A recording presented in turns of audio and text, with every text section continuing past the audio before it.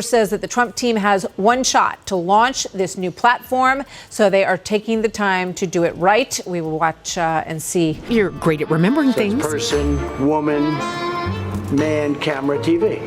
Thank you, everybody.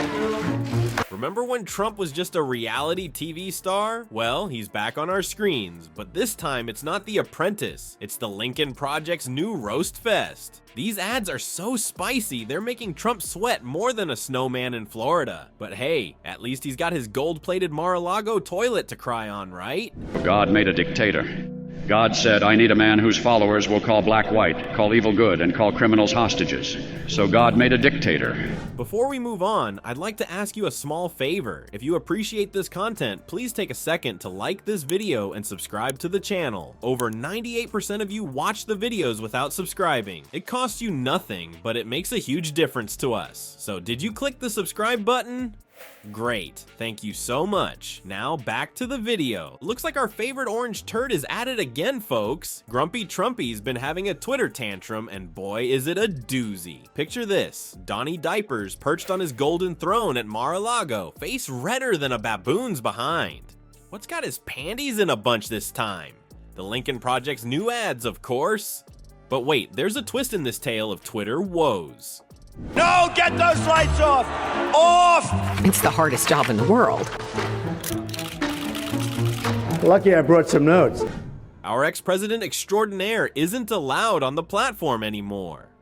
Sad. So what's a narcissist to do? Why, make his staff tweet for him, of course. Twitter, Facebook, and Instagram and other social media sites banned the former president after the Capitol Hill riot. That's right, folks. Trump's turned his employees into human Twitter birds. Talk about a career highlight, huh? Now, here's where things get really juicy. Remember how doctors are famous for their chicken scratch handwriting? Well, Trump's penmanship makes theirs look like calligraphy. His poor staff are playing a constant game of guess that scribble.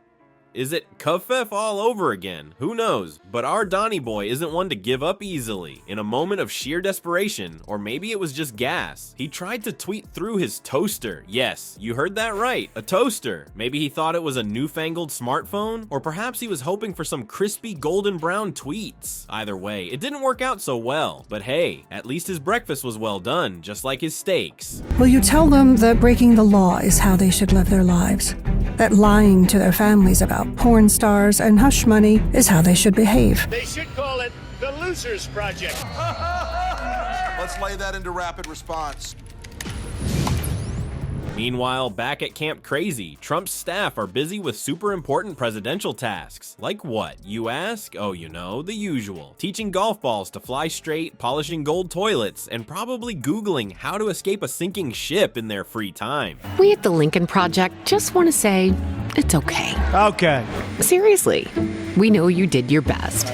But our man-child-in-chief isn't done yet. As his frustration grows, so does his creativity. Word on the street is, he's thinking about buying Twitter. Again. Because, you know, third time's the charm, right? His staff has even started a betting pool on how long it'll take before he makes another offer. My money's on next Tuesday. In a stroke of what he probably thinks is genius, Trump's now considering creating his own social media platform again. Because the first attempt went so well, didn't it? Former President Trump moving forward with his plans for his own social media platform. That's what a source tells FoxNews.com. Tech experts are already placing bets on how long it'll last. My guess, about as long as a snowball in Mar-a-Lago. Source says that the Trump team has one shot to launch this new platform, so they are taking the time to do it right. We will watch and see. Well, folks, it looks like our favorite orange menace has found a new playground to embarrass himself. Trump's swapped his Twitter tantrums for tea time tantrums. And let me tell you, it's a spectacle that would make even the most patient caddy question their career choices. Picture this. Trump rolls up to the golf course in his finest Make America Great Again suit, looking like a walking, talking traffic cone. He hops into his golf cart, ready to show those pesky balls who's boss.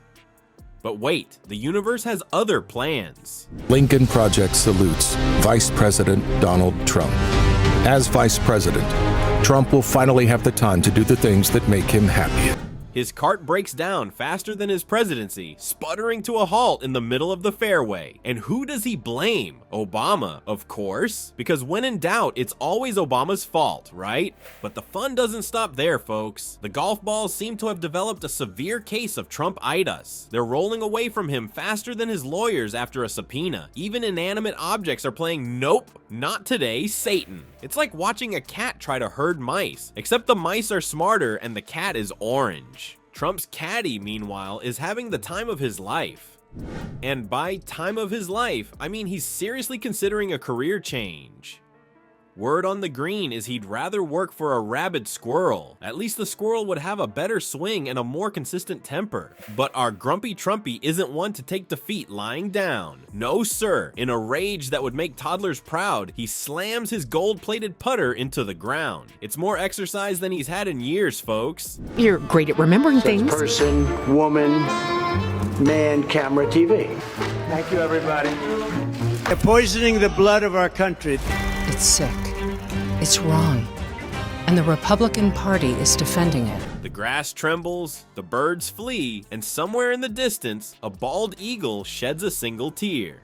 Even the scorecard refuses to lie for Trump. It's like the universe is sending a message. Nice try, buddy, but we're all out of alternative facts today. The numbers don't lie, and they're painting a picture uglier than Trump's tan lines. As the sun sets on this golfing disaster, Trump heads back to Mar-a-Lago, his ego more bruised than his golf balls. But don't worry, folks, the day's not over yet. There's still plenty of time for more shenanigans from our comedian-in-chief. Well, folks, it looks like our favorite orange-tinted reality TV star is having a tough time staying relevant these days. According to the latest polls, Trump's popularity is about as stable as a house of cards in a tornado. What will you tell your kids?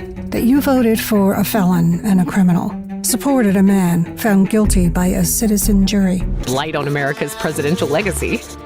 Yes, future generations will refer to you as that turd sandwich that accidentally won an election one time. Voters are starting to look at his 2024 candidacy the same way they'd eye a week-old fish sandwich, with plenty of suspicion and a wrinkled nose. But don't worry, Trump's still got his ego to keep him warm at night. That thing's probably big enough to heat all of Mar-a-Lago and then some.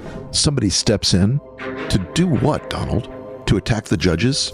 To kill them or their families? I bet he's sitting there right now, telling his golden toilet how he's still the most popular president ever. Maybe he'll even try to get the toilet to run as his VP in 2024.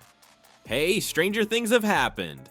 As for the rest of us, we'll be here, popcorn in hand, waiting to see what kind of zinger the Lincoln Project comes up with next. You want to make any comment about this Lincoln Project ad? Yeah, no, I saw it. Trump plan will kill you. The end is coming. He thinks he's gone. Talk about old movies, playing on his phone, admiring the assets of other men. Because in this political circus, the show must go on. And let's face it, we could all use a good laugh right about now.